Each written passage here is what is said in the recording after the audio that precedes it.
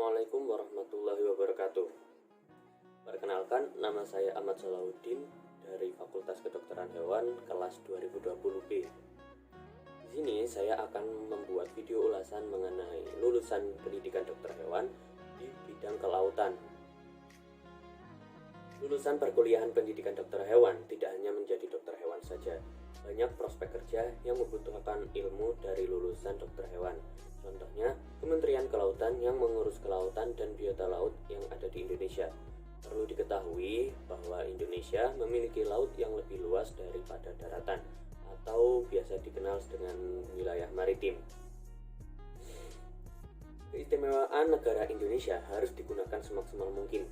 Sumber daya alam yang ada di laut belum sepenuhnya menjadi prioritas negara Indonesia. Padahal, dengan memaksimalkan sumber daya tersebut dapat membantu perekonomian negara, sehingga dapat menjadikan negara Indonesia menjadi negara yang lebih maju lagi. Negara asing sudah mengetahui sumber daya laut yang ada di Indonesia, seperti negara Cina yang melakukan penangkapan ikan di wilayah laut Indonesia untuk mendapatkan untung lebih. Negara Cina mengaku bahwa Laut Natuna merupakan kepemilikan negara Cina menurut peta Cina. Padahal, menurut teritorial hukum laut dunia, mereka telah melanggar ZEE. Sehingga, pemerintah negara Indonesia harus bertindak tegas dengan peraturan yang telah disepakati. Sebagai lulusan dokter hewan, mereka bisa membantu dengan mengoptimalkan budidaya biota laut agar hasil yang diperoleh maksimal.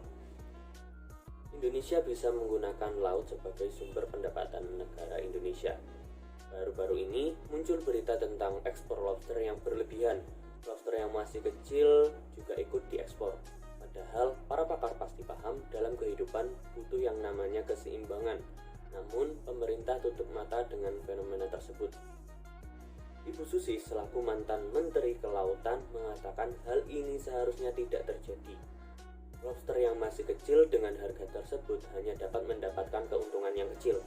Jika lobster yang sudah dijual memasuki masa panen, tentu harga yang dijual bisa maksimal.